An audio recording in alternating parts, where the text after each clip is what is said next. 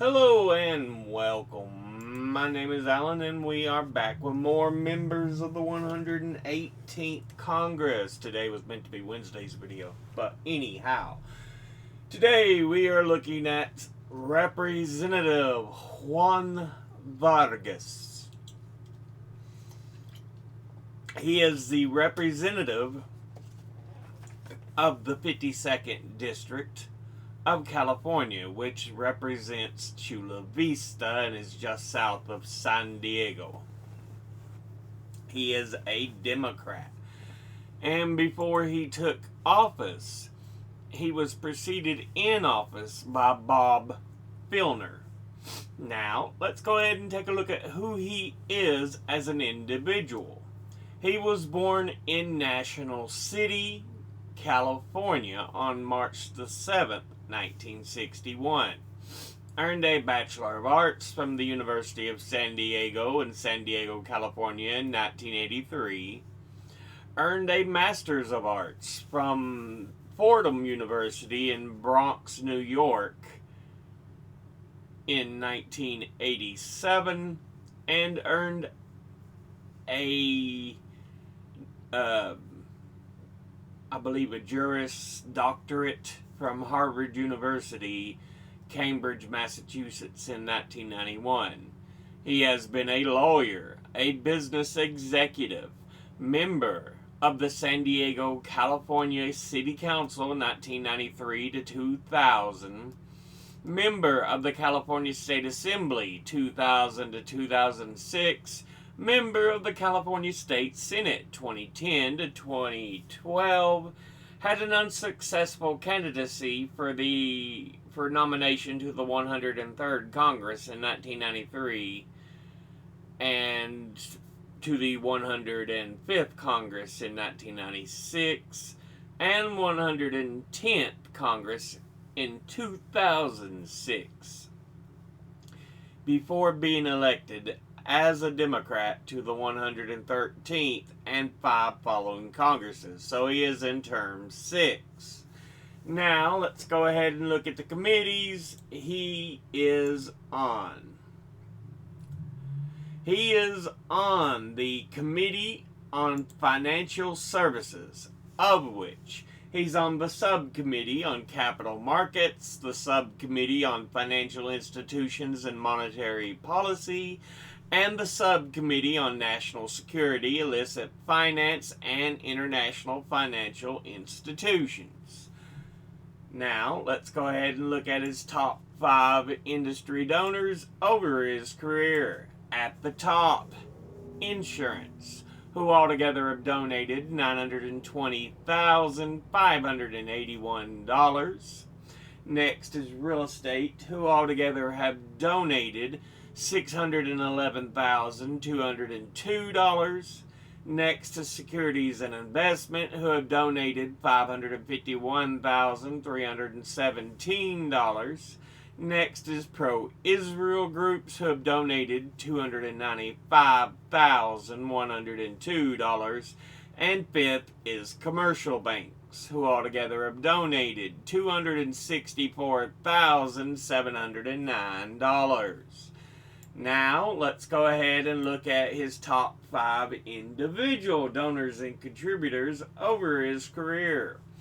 At the top, number 1, we have AIPAC, the American Israel Public Affairs Committee, which is a pro-Israel lobbying group that advocates its policies to the legislative and executive branches of the United States and is one of several pro-Israel lobbying organizations in the country and has been called one of the most powerful lobbying groups. It was founded in 1954 by Isaiah L. Kennan, a lobbyist for the Israeli government, partly to counter negative international reactions to Israel's Kibbutz massacre of Palestinian villagers that year. AIPAC only became a powerful organization during its peak influence of the 1980s. In 2002, it expressed intent to lobby Congress to authorize use of force in Iraq, and in 2003, the Iraq War was defended at AIPAC events. In 2005, a Pentagon analyst pled guilty to espionage charges of passing U.S. government secrets to senior AIPAC officials in what became known as the AIPAC espionage scandal. Until 2021, AIPAC did not raise funds for political candidates itself. Its members raised money for candidates through political action committees unaffiliated with AIPAC and by other means. In late 2021, AIPAC formed its own PAC. It also announced plans for a super PAC which can spend money on behalf of candidates. Its critics have stated it acts as an agent of the Israeli government with a stranglehold on the U.S. Congress with its power and influence. AIPAC has been accused of being strongly allied with the Likud Party of Israel and the Republican Party in the U.S. An AIPAC spokesman has called this a malicious mischaracterization. No, it's fucking true, you sacks of garbage. Altogether, they have donated $181,552, and once again, that's AIPAC the motherfuckers. Next, at number 2, we have Ernst & Young, and they are a British multinational professional service partnership based in London, England. It is one of the largest professional services networks in the world, along with Deloitte, KPMG, and PwC. It is considered one of the big 4 accounting firms. It primarily provides assurance, tax, information technology services, including managed services in areas like cybersecurity, cloud, digital transformation, and AI, consulting and advisory services to its clients. It operates as a network of member firms such which are structured as separate legal entities in a partnership, which has 395,442 employees in over 700 offices in more than 150 countries. The firm's current partnership was formed in 1989 by a merger of 2 accounting firms, Ernst and Winnie and Arthur Young and Company. It was named Ernst & Young until a rebranding campaign officially changed its name to just EY in 2013. Although this initialism has already used informally prior to the sanctioning adoption. In 2019, it was the 7th largest privately owned organization in the world, and as of 2023, has continuously been ranked in Fortune magazine's list of the top 100 best companies to work for over 25 years, longer than any other accounting firm.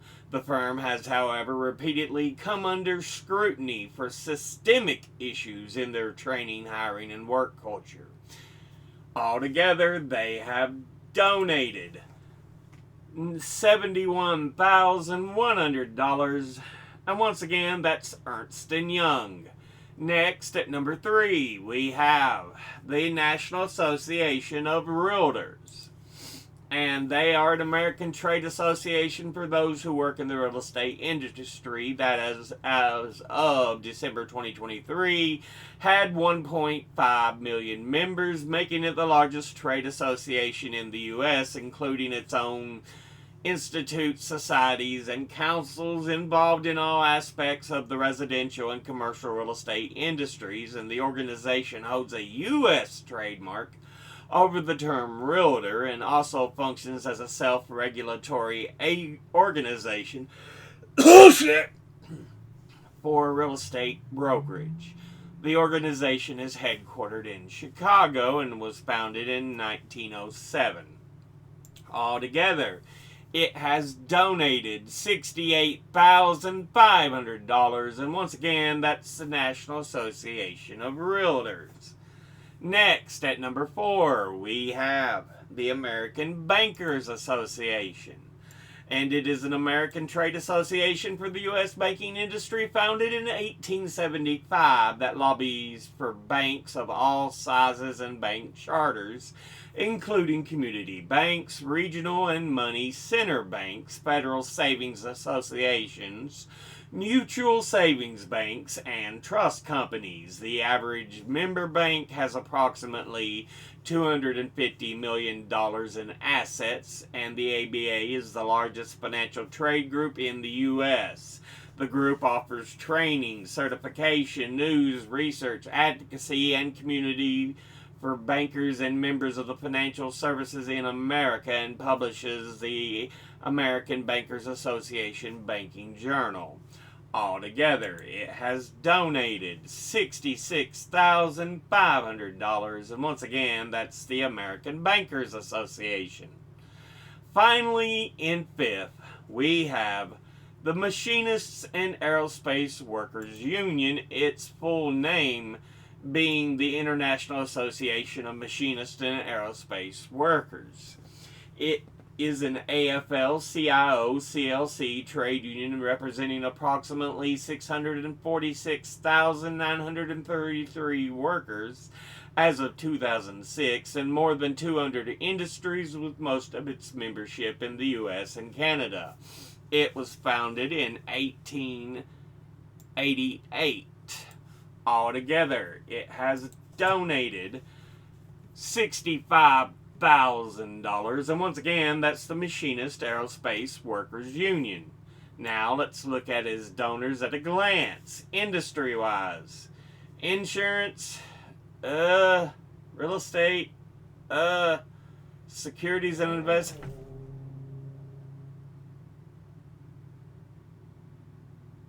What the hell? Sounds like a vehicle, but when I wrote, I just anyway, securities and investment. Pro Israel groups, boo, suck. Commercial banks, ooh. Individually, APAC, boo, suck. Ernst & Young,